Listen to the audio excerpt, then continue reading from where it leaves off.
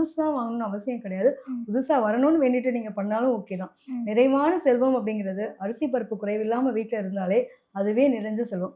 தேவையில்லாத சண்டை சச்சரவுகள் வேண்டாம். இதுவே பார்த்தீங்கன்னா, நெறைய ஒரு கணவன்மார்கள் மாட்டிட்டு முழிக்கிற ஒரு நாளாவே இருக்கு. ஐய்யய்யோ! அட்சய திருதி வந்துடுத்தே!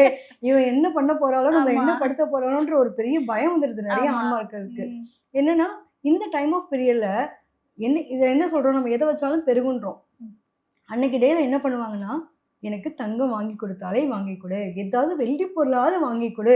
எனக்கு என்னமோ பண்ணு. ம். எனக்கு வாங்கி குடுன்னு சண்டை போடுவாங்க. ஆமா, அதுவே அன்னைக்கு சண்டையில ஆரம்பிக்குதா?